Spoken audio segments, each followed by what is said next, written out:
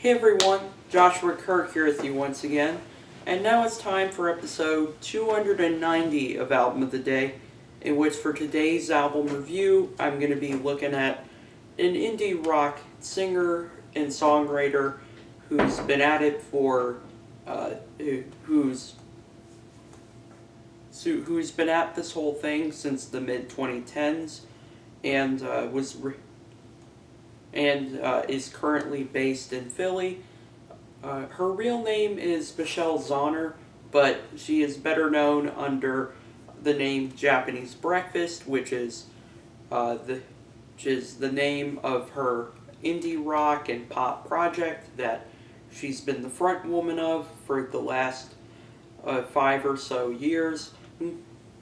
Even though she's technically been making music for a little while now, dating all the way back to like the early 2010s. She was in an emo and indie rock band called Little Big League, and since 2014 has been making songs under the name Japanese Breakfast. And I'm here to review her third studio album, which came out on June 4th, 2021. And the album is called Jubilee, and as you can see, I got the album on vinyl, picked it up on Record Store Day at Third Eye Comics, which is a bit of a comic book and game store in Annapolis, Maryland, that also does sell some vinyl as well, and this is actually the second Japanese Breakfast album that I have on vinyl. I also have her previous record, Soft Sounds from Another Planet, on physical vinyl too. And let me just say, this album cover very much fits the mood of this record very well. It's very bright, and she's in like kind of that yellow dress and is surrounded by the fruit in this album cover are persimmons. And there's the back of the record. There's 10 songs on the record, and it clocks in at over 37 minutes. Nice, short and sweet listen. Released on Dead Oceans. And I really like any album that has a gatefold in it, and this one has a very nice gatefold, which has the lyrics and obviously the liner notes right there. And there's Michelle there as well.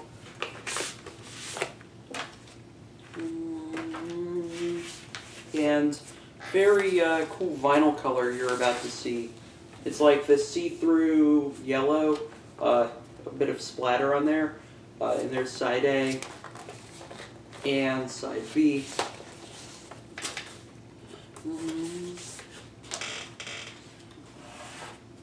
And also there's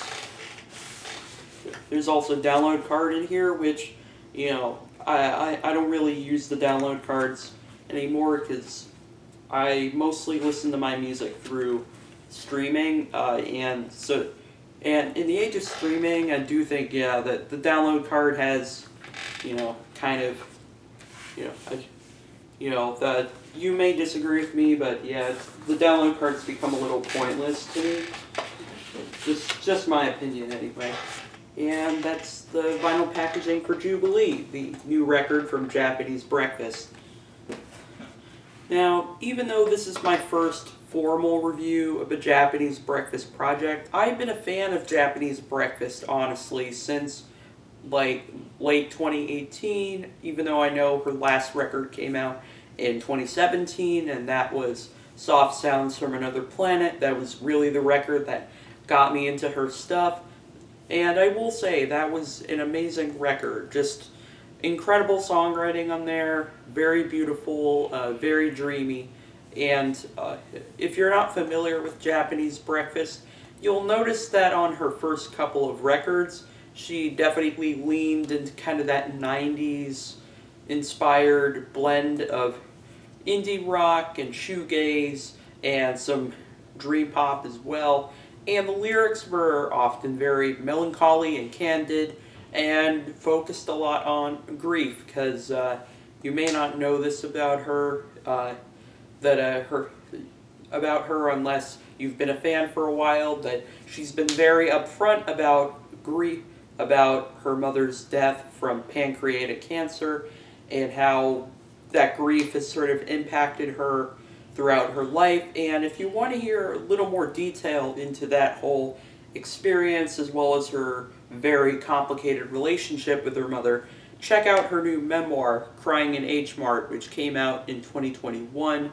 Also, like, it's an amazing memoir. It's definitely getting a lot of acclaim, and it certainly is kind of a best-selling memoir for 2021. It is clear to see why, because that book is such a thorough and very intricately written kind of recount of basically her life up to when she started Japanese Breakfast.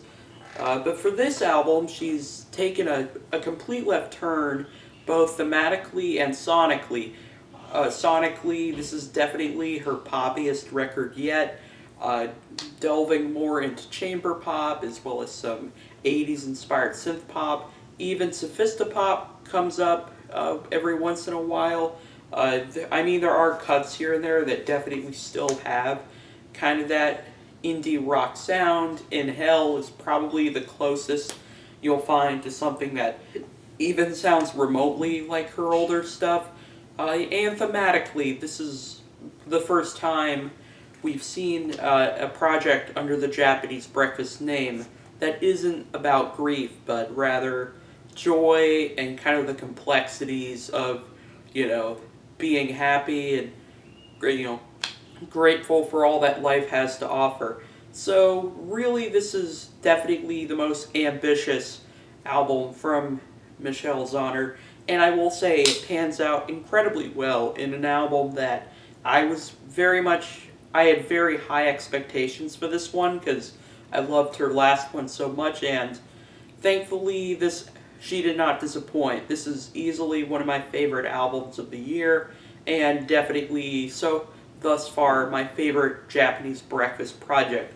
We kick things off with Paprika, which is this very bright, synth-driven kind of chamber pop tune. I love just how cinematic the song feels. The horns and the strings on this song are just so beautiful and definitely create lots of colors in the track. And right out of the gate from the opening lines, I'm definitely hooked, and I very much believe what she's saying when in the chorus she's saying stuff like, "How does it feel to be at the center of magic, to linger in tones and words? I opened the floodgates and found no water, no current, no river, no rush. How does it feel to stand at the height of your powers, to captivate every heart, projecting your visions to strangers who feel it, who listen, who linger on every word? Oh, it's a rush." Like, sometimes when, artists try to make a joyful song, it can be really hard to believe where they're coming from, but given Michelle's skill, I definitely love how, she's coming off very genuine and comes through with poeticisms that, just leave quite an impression. And yeah, it's definitely one of the most impeccably written choruses of the year, even though the verses are phenomenal too. Definitely a very worthwhile way to open the project. The next song, Be Sweet, was the first single to come out of this album, and right out of the gate, it definitely became one of my favorite songs of 2021. It's just so catchy, and it definitely is cool to see a song where Michelle is basically just really feeling herself in a way. It definitely has that 80s synth pop vibe that you would expect from something like Peter Gabriel or something like that, and if this song came out in that era, it probably would have been a big hit. But obviously Michelle impeccably finds some ways to make this style her own on this track, and it just results in a song that is just so catchy that, the more I listen to it, the more I just can't help singing along to that chorus, because it is just so incredible. Colorful synths, I love the funky and kind of, psychedelic guitar tones on this track. The vocals are just confident and upfront. Yeah, this song is a total banger. next track, Kokomo, Indiana, is definitely kind of goes right back into the lusher side of the record, and yet the way these songs are sequenced doesn't feel uneven or that it's all over the place. It still comes together very well and still feels very cohesive. And it's cohesive. And the song, this is another song that also has some very interesting lyrics like, "These days I can't shake the awful feeling. I'm missing something I can't place. Is that you? Manifesting like the fear of an oven left on. God, I felt so much back then. I was soft as a dune." Just how cathartic it must be for her to, say that.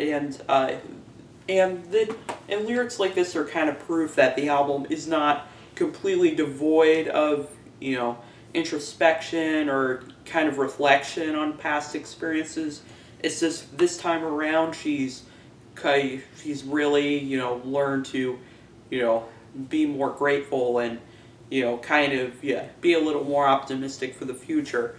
The strings on this song are just so lovely, and I also really like that that slide guitar definitely has the song definitely has kind of that 70s singer-songwriter kind of vibe to it, and it pans out so well, and also the melodies, the way that the strings and the guitars and the drums just come together so seamlessly. It's just so gorgeous and, intricate. The next song, Slide Tackle, is kind of where the sophistopop influence comes through, and I'd say yet another risk that Michelle pulls off very well. Very well. I just love how sensual the song sounds musically. That saxophone on there just drips like honey into the ears. Like, it's incredible.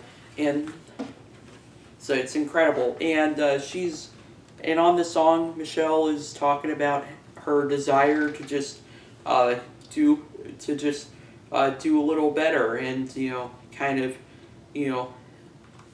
I like all these lyrics about her desire to just to just be good and navigate the hate inside her heart that's seems to have been there for a little while now, and just wants to guide herself to guide herself to somewhere better.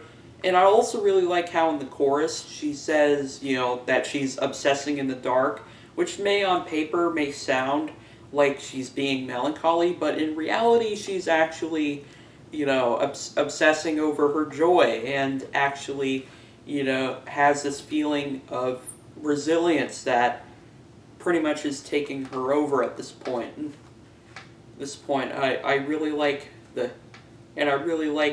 spacious synth tones, and also those sort of funky guitars turn up again, which definitely have that classic funk sound to it, but it also sounds very futuristic. And plus, those horn hits at the end, just fire.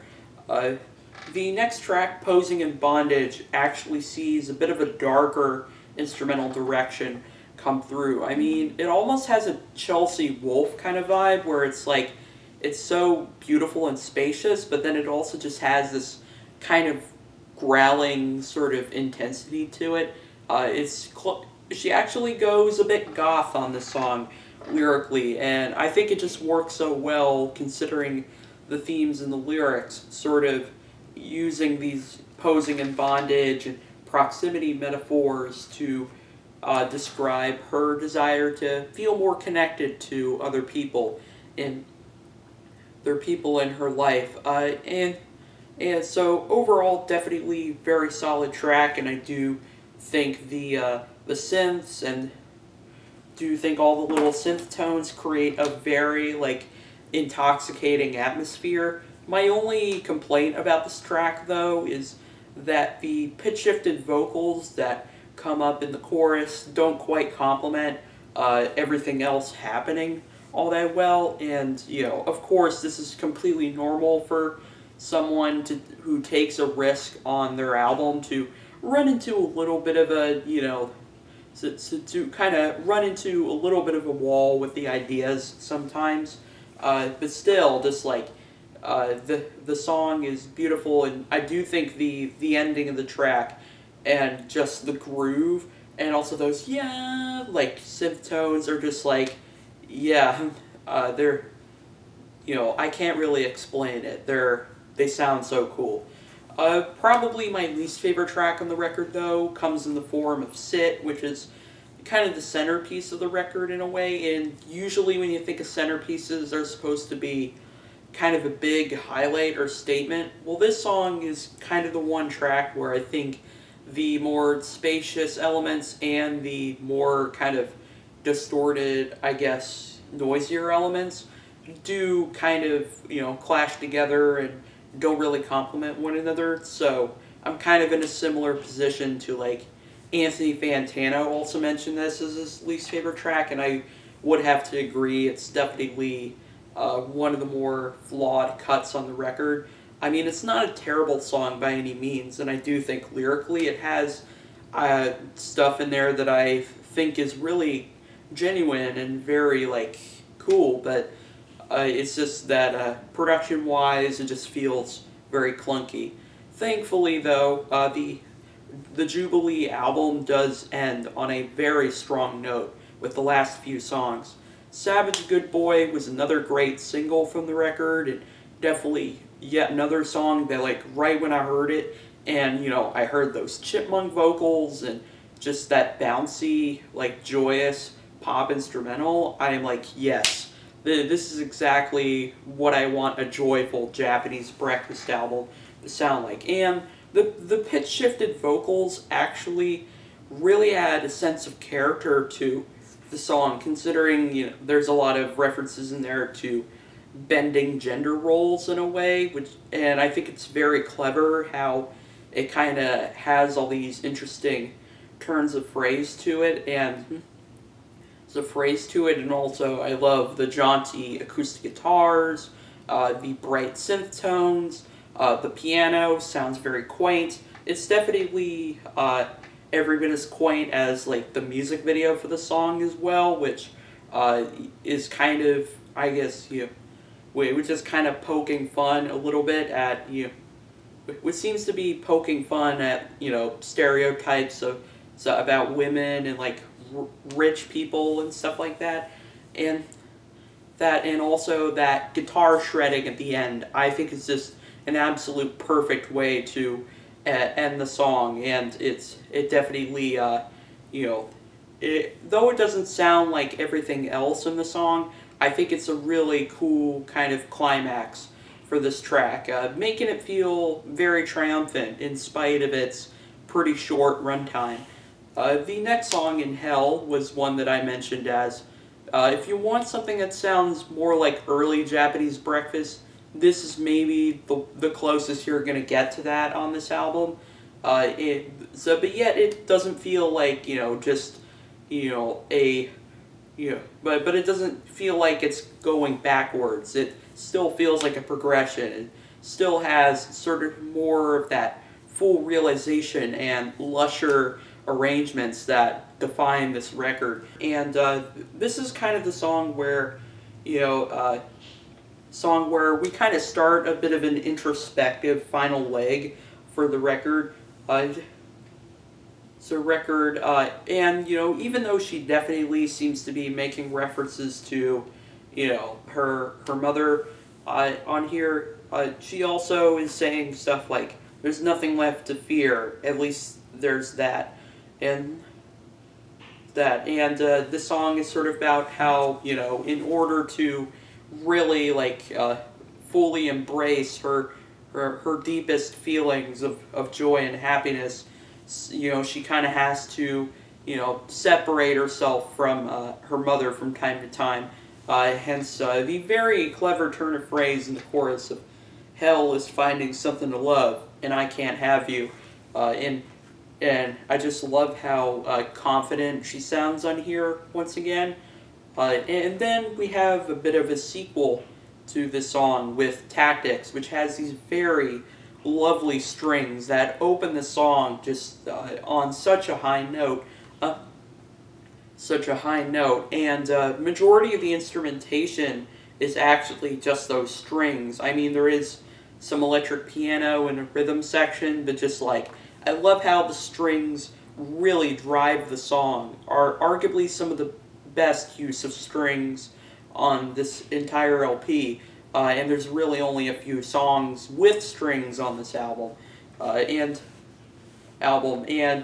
I do think that lyrically it definitely has even though this isn't a concept record, this is kind of, I think, a point in the album where the songs feel beautifully threaded together and together in terms of their themes, and show some introspection without leaning too hard into melancholy like it may have on previous albums.